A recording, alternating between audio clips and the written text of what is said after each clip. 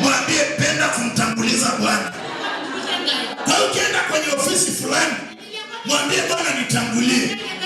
Ukienda kwenye nyumba fulani, mwambie Bwana nitangulie. Tukifanya hivyo, tutaona utukufu wa Mungu. Tutaona mambo makubwa. Tutaona mambo makubwa.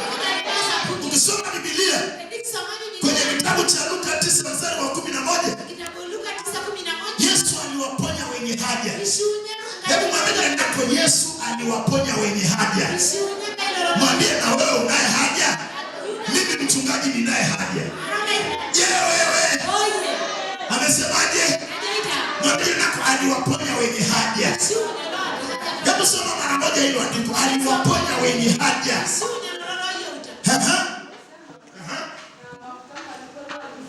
Na makutano walipokuwa wakimfuata, akawakaribisha, akawa akisema nao habari za ufalme wa Mungu. Akawaponya wale wenye nini? Kwa wakati Yesu anawakusanya makutano, hakutupa tu uponyaji kwa kila mtu. Hakuachilia uponyaji kwa kila mtu. Makutano yalikuwa ni mengi, lakini Biblia inasema aliwaponya wale wenye haja. Unajua wenye haja ni wakina nani? Ni watu kama wakina Zakayo waliopanda juu ya mikuyu wakisema njia ya Bwana anapita. Unajua wenye haja ni wakina nani? Ni watu kama wakina Bartimayo wanayemwendea mahali penye watu wengi, mahali penye msongamano, wanapenya penya, wanazuiwa lakini hawakati tamaa. Mwambie nako ukiwa na haja hautakatishwa tamaa. Mwambie utakatishwa na magonjwa, hautakatishwa na hali ya hewa, hautakatishwa na mtu yoyote. Mwambie ukiwa na haja, mwambie utaenda. Tena Baba atakatifu Yesu. Mwambie nako ukiwa na haja utaenda. Lakini kama hauna haja, utalala nyumbani. Ukiona tatizo, badala ukimbize kanisani, unaingia ndani kulala. Unaingia kulala. Unalala kabisa usingizi. Unasema acha nilale maana nina tatizo. Kumbe ungekuja kanisani ungeponywa. Ungeingia kwenye maombi ungeponywa. Ukisoma kwenye Nyakati 16, Biblia inazungumza kwa habari ya mfalme aliyeumwa ugonjwa mdogo wa miguu, lakini hakumtafuta Bwana. Maandiko yanasema akafa kwa sababu hakumtafuta Bwana, bali aliwatafuta waganga. Mwambie ninapo kwenye matatizo yako, mwambie jifunze kumtafuta Bwana. Sema kwa sauti, jifunze kumtafuta Bwana. Mguse aliyoko kulia na kushoto, mwambie jifunze kumtafuta Bwana. Mwambie na watu wakikukatisha tamaa, kama walivyokuwa wanamkatisha Bartimayo, wakikuambia nyamaza, mwambie si nyamazi. Ndio na mwambie na Yesu, usinyamaze. Kama wengine nako sitanyamaza. Sema kwa sauti, sitanyamaza. Kwani ni watu wangapi leo wananyamazishwa?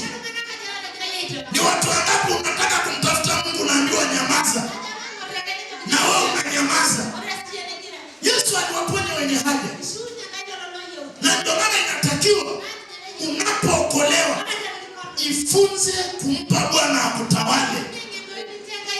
Jifunze kumpa Bwana akutawale. Wakati Yesu aliwachagua wanafunzi 12, walikuwa mgawanyiko mara tatu. Kuna kundi la wakina Petro, kuna wakina Bartimayo, wakina Tomaso, kuna kundi la wakina Yuda.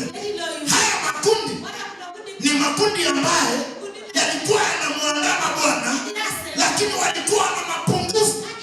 Lakini yale mapungufu yao haikuwasababisha wasimwandame Bwana. Walikuwa wanamwandama. Na zile changamoto Bwana alikuwa akikaa nao akionyesha zile changamoto. Lakini Petro anaruka anasema, Bwana unasema kuna mtu atakusaliti. Hakuna atakayekusaliti. Mimi nitashughulika hata kwa Mungu. Na ndio maana huyo jamaa alimkata mtu sikio. Hatua anataka mchezo. Lakini saa Bwana anapotaka kuondoka, alimwombea Petro nguvu ili arudi kuwaimarisha ndugu zake.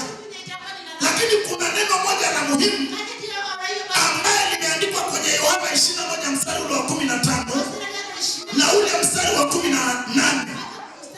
Wakati Biblia inasema wakati alipokuwa anawaachiwa wale ndugu zake ili awalee, hilo andiko linasema Petro, ulipokuwa wewe kijana ulikuwa unakwenda kila mahali unakotaka, lakini sasa utakwenda kila nitakapokuambia nenda. Kila nitakapokuambia nenda. Hata kile wewe ndio ni homo. Lakini alitangulia kwanza akisema lisha wanakondoo zangu. Lisha wanakondoo zangu. Lisha wanakondoo zangu. Akaambiwa mara tatu. Lakini wakati Bwana anazungumza, pointi ya hilo neno mimi ninalotaka pale anapomwambia ulipokuwa kijana ulikuwa unakwenda kila mahali wewe unakotaka, lakini ukiwa mzee utaenda mahali nitakapokuagiza mimi. Kubali kumpa Bwana akuendeshe. Sijui kama unanielewa kitu ninachozungumza. Usijiendeshe. Pe Bwana akuendeshe. Unapoamka asubuhi, unakwenda kwenye kazi zako, muite Bwana. Muite Bwana. Muite Bwana. Mwambie Bwana mimi natoka. Ninaenda. Ukikosa amani ya hiyo safari unaenda, usiende. Hata kama ni rafiki yako. Ukikosa amani, usiende. Au labda uombee hiyo safari mpaka upate amani, alafu ndivyo unaenda. Sijui kama umenielewa kitu ninachosema. Hiyo ndio kuendeshwa na Bwana. Kuna watu Roho Mtakatifu anashindwa kuwaendesha, akashindwa kuwaongoza, na kwa sababu Roho Mtakatifu haongozi tena, atakwenda kila mahali anakotaka. Mwambie unaponenda mahali Mungu anakotaka uende. Mwambie fanya kazi ya Mungu kwa wakati unaotakiwa. Fanya hivi kwa jina la Yesu, sema amina. Mgeuke mwambie usiende kila mahali unakotaka wewe. Mwambie nenda mahali Bwana anayekuambia uende. Piga kelele, sema amina kwa jina la Yesu. 26 mimi nataka niende mahali Bwana ananiambia nenda. Nikiombea jambo langu, nikiombea kitu changu, nikisikia amani ndani, nikisikia furaha ndani, nitafanya kwa bidii, maana Bwana yuko katikati hilo jambo. Lakini nikifanya, nikiona sina nalo amani, nikauliza mbingu zimenyamaza, lazima na mimi ninyamaze. Mwambie nako kubali uendeshwe. Kubali basi uendeshwe. Wangapi wanakubali kutoa mili yao iwe nyumba ya roho? Mwambie kubali basi aliyoko ndani ya kuendesha. Hebu soma hilo andiko mara moja. Hilo la Yohana 21:15. Simoni wa Yohana, wewe unanipenda kuliko hao wote? Hebu mwambie jirani yako, wewe unampenda Bwana kuliko watu wa ukoo wenu ambao hawajaokoka? Wewe unampenda Bwana kuliko watu wa nyumbani kwako wengine ambao hawajaokoka? Mbona Yesu alikuwa anamfundisha, ni masuala tu ya kujiuliza hata wewe na mimi. Tuko hapa kwa ajili ya neema ya Mungu. Wangapi wanaamini wako kwa ajili ya neema ya Mungu? Neema tukadi kuna kanema tukamepitia. Ile neema ilivyokuja, nikajikuta tunampenda Mungu. Nikajikuta tunamwabudu Mungu. Nikajikuta tunasikia sauti ya Mungu. Sema amina. Amen. Akamwambia namba, wewe wajua kwamba nakupenda. Akamwambia lisha wanakondoo zangu. Akamwambia tena mara ya pili, Simoni wa Yohana, wanipenda? Akamwambia ndio Bwana, wewe unajua kwamba nakupenda. Akamwambia chunga kondoo zangu. Akamwambia mara ya tatu, Simoni wa Yohana, unanipenda? Petro akahuzunika ndani ya moyo wake. Akahuzunika. Kwa nini kuniuliza mara yote tatu? Alipomwambia mara ya tatu, wanipenda. Akamwambia, Bwana, wewe unajua yote, wewe unatambua kwamba nakupenda. Yesu akamwambia, lisha kondoo zangu. Akasema, amin amin nakuambia, wakati ulipokuwa kijana, tena yote kijana, sema tena kijana, ulikuwa ukijifunga mwenyewe na kwenda mahali unapotaka, lakini utakapokuwa mzee utanyosha mkono wako na mwingine atakufunga na kukuchukua usikotaka. Mwambie jirani yako, Bwana anataka kuniongoza. Mwambie, uko tayari Bwana akuongoze? Wangapi wako tayari Bwana waongoze? Sasa shida ya kanisa wakati tulioko, hawataki kumsikiliza Bwana. Hiyo ndio shida. Sio kwamba Mungu aongee. Mungu anaongea, lakini Mungu anaongea na watu ambao wako kama wanafunga macho, wako kama wanafunga masikio. Unapojitoa kumtumikia Bwana, hautapata hasara. Ndio maana kwenye Isaya anasema, mimi ni Mungu ninayekufundisha ili upate faida. Mbona hajasema nakufundisha ili upate hasara? Kwani umewahi kusikia mahali Biblia inasema nakuongoza ili upate hasara? Hakikufundisha unapata faida. Unapata faida ya afya yako, unapata faida ya uponyaji, unapata faida ya uwepesi, unapata faida ya uzima. Wakati watu wanalia, wewe unacheka. Sijui kama umenielewa vizuri. Hebu mwambie nakukubali Bwana akupeleke anakotaka yeye. Sema amina kwa jina la Yesu. Unapoamka asubuhi na mapema, waza kwa habari ya sala. Kama uko katikati ya kazi yako, waza juu ya sala, waza juu ya maombi. Omba. Unajua unaweza ukasema sina muda wa kuomba maana niko kazini. Hakuna kazi ambayo hakunaga kasaa kidogo ya kupumzika. Wakati wenzako wanapumzika, wakati wanacheka, wakati wanakula, wakati wanakunywa juice. Kama hilo eneo lina kasemu ya usalama kidogo, yenye chumba ambao unaweza ukaingia na mtu akuoni, piga magoti, anza kusali. Mwambie Bwana nakushukuru. Shukuru kwa kazi Mungu aliyokupa. Ombea pia hiyo kazi. Maana unaweza ukafanya kazi ambayo wengine hawapendi. Unajua shida yetu, hatuna macho ya ndani. Kuna vitu vingine tunafanya lakini wengine hawapendi. Kama wengine nako unafikiri watu wanakupenda wote. Hata mimi hapa nikiwa mchungaji, wako wananichukia. Sio watu wananipenda. Sasa hivi tuko kwenye hili eneo, tunahubiri injili, tunaomba. Unapopata msimamo, kuna watu wanasema huyo mchungaji namchukia. Sio kama unanielewa vizuri. Huyo mchungaji namchukia. Ukimwambia kwa nini? Anakuambia tunamchukia tu. Namchukia tu. Sasa kama uombi, wale wanayekupinga wakipata nafasi, wakipata mlango, wanakuumiza. Na watu wengi wameumizwa kwa sababu hata wengine Bwana anawaongoza namna ya kutoka katikati ya maadui zao, lakini wanabaki huko upande wa maadui. Sijui kama unanielewa vizuri.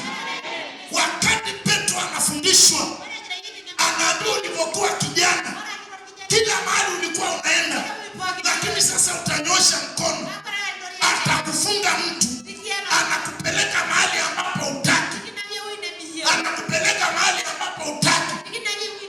Sijui kama tumeelewana vizuri. Hebu mwambie nako, mimi niko tayari kumtii Bwana. Wangapi wako tayari kumtii Bwana? Amen. Mungu mwenyewe anatembea kiti tayari. Unakubali kuongozwa na Bwana? Kededa. Kededa baba. Asemaje? Hebu mtikishe kidogo, mwambie uko tayari. Wangapi wako tayari? Amen. Hakuna mtu mzuri kama mtu anaileta uwepo wa Mungu ndani yake na ule uwepo ukao unamuongoza. Mtu wa namna hawezi kuumwa. Maana hata ikitokea kamla yanafunguka, ataanza kusikia maombi. Unajua kuna watu unaweza kumkuta mtu aombe kila saa, lakini kuna majira, kuna wakati utasikia tu mzigo wa kuomba. Labda usiku usingizi unaruka, alafu unasikia tu kuomba. Kama ulikuwa unasafiri, unashangaa kwenye ile safari unaenda, labda umeingia kwenye ice, unakuta ice nyingine imepata ajali. Unasema unajua Mungu ameniokoa kwa ajili ya ile maombi ya mkini. Kumbe inawezekana Roho Mtakatifu kuna kitu alichokiona. Ndio maana kwenye familia, tunapokuwa tunakaa kwenye familia zetu, unapokaa, wakati mzigo wa maombi unapokuja, ipe nafasi. Sijui kama tumeelewana vizuri. Ukisikia kiu inayotokana na mambo ya Mungu, ipe hiyo kiu nafasi. Maana hakuna shetani anayemsukuma mtu kuomba. Hakuna shetani anayemsukuma mtu kutenda mema. Hakuna pepo anayemsukuma mtu kutenda mambo ya usio mema. Ukisikia jambo lolote lenye mema, jua huyo ni Mungu. Jua huyo ni Mungu. Lakini ukisikia msukumo wa kufanya dhambi fulani, jua hiyo ni nguvu ya kishetani. Na hiyo nguvu shughulikia mara moja. Sijui kama tunaelewana vizuri. Shughulikia mara moja. Kabla hujafanya jambo lingine lolote, shughulikia hiyo nguvu. Pambana na hiyo nguvu. Pambana na hiyo nguvu mpaka unasikia hiyo nguvu imeachia. Ukisikia imeachia, nenda na mambo yako. Piga kelele, sema amina. Mwambie jirani yako, kubali Bwana akuongoze. Sema amina. Wengine unaweza kukuta mtu anakuambia mimi nikaona kitu fulani, hata usio jambo fulani, akanyamaza. Na ndio maana wengi hata saa nyingine hata mtu anapokufa, kuna wengi wanashirikishwa. Analala tu anaota mtu anakufa. Anaona anakufa. Na mtu anasema nimeona mtu anakufa. Au ananyamaza kimya. Akisikia tu kwa jirani wanasema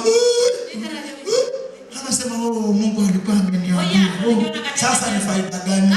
Wewe ukiniambia nakwambia funga mdomo. Hata na umechangia kuwa maana Mungu alikuambia ili uzuie. Sijui kama tunaelewana vizuri. Mungu anasema na watu, lakini watu ndio hawapo makini.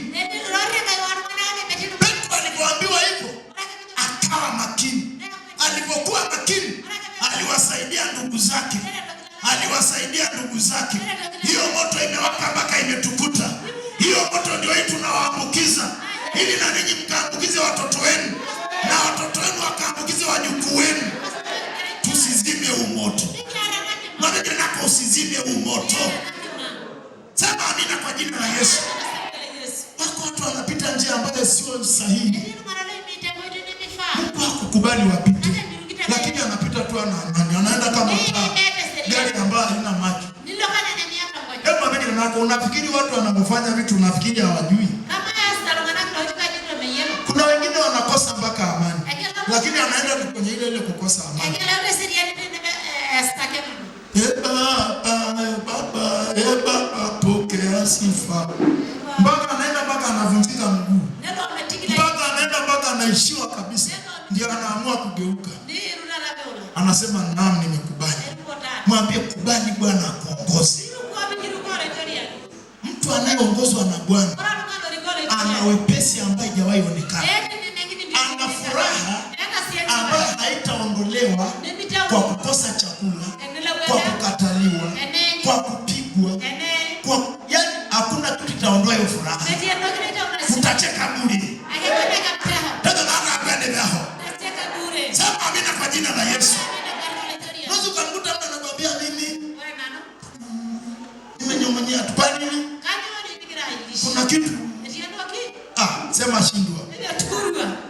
Mwambie shindwa kwa jina la Yesu. Kubali furaha ambayo hakuna kitu kitakachokuondolea.